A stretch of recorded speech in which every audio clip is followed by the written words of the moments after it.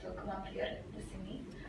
My question is about the Indonesian Farmers Union because sekarang aku tinggal di Athens, Georgia.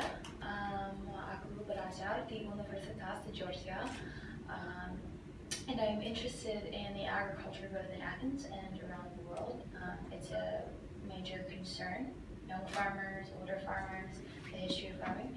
So I'm wondering, could you talk a little bit more about that? Yeah. Well, thank you very much. And Mary, right? Yes.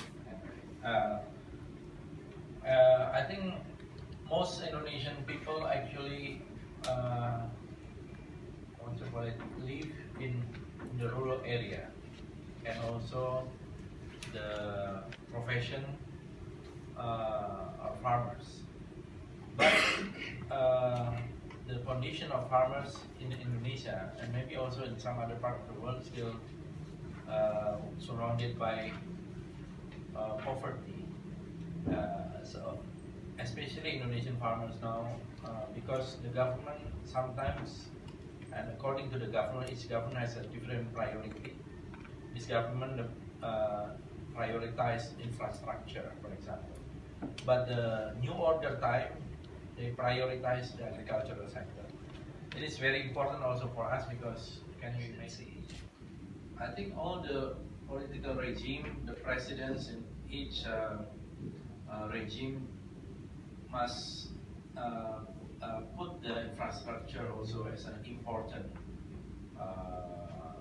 development priorities. But what kind of infrastructure development? I think the most important thing for us is the infrastructure that triggered the economic activities. So it's like stimulate the economic activities. But this government actually, they built all the infrastructure like highway, but the people have to pay for the highway. But economically, it's difficult to get the break-even point. Yeah, because the economic scale is too low. They not calculate. Also, for example, the government built the road because no cars, no lights, and also the people afraid there. Maybe the budget should goes to the market in Papua or building some hospital or some school, something like that. So I think it has to be tailor-made each area, what they really need and what kind of infrastructure project that is needed to boost the economic activities in that area. So I think for us, village infrastructure, agricultural infrastructure is important because it can create economic stimulus in that area. That is, I think, a priority. Because if you build highways, actually you subsidize the automotive industry of Japan, yeah? Or some other countries that produce cars. They actually the one who should build the highways. Yeah. Thank you. Specifically relations with the United States, and also as an opposition leader, perhaps you can speak on the different coalition's platform with regards to foreign policy and relations with the U.S. Well, actually, we have a very good relation with the U.S. But lately, the U.S. has not been too active in the region. Yeah, I think China is more aggressive in the region and even in the world, especially with the Trump administration looking inside, looking to domestic problem, which is also good because his tagline is what make America great again, right?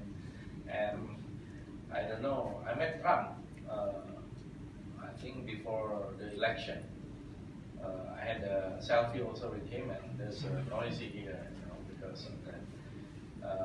But I think we have a very traditional relation with the United States since the beginning, and we want the United States to be more active in the region, and I think it's also very good for the balance of power. Also, I think in the past we have a very good communication regarding the U.S.-Indonesia relation, and many U.S. Companies also in Indonesia, and I think USINDO also facilitate any discussion and any needs to. We want United States to be present. What you call it? More. Hi, nama saya James. So you had previously mentioned, this desire to have these kind of tailor-made infrastructure projects in various regions. So does your party advocate for greater decentralization so that these different local governments can determine how to better allocate resources based on their needs? Because I've spoken to different academics, things like that, and they seem to think that they're more sensitive to those kinds of things. But yeah, I just want to know what your thoughts are. Thank you for that question. Actually, now since 1999, if I'm not mistaken, we made a law, the bill on the decentralization, and also some autonomous region in Indonesia, like in Aceh, we have autonomous region in Papua, and also the special province of Jakarta, keistimewaan. Maybe you live there and you know that Jogja also received keistimewaan. They have also special fund for Yogyakarta. Now it's around 1 trillion rupiah. That means around maybe 80 million US dollar for supporting the culture of Jakarta. But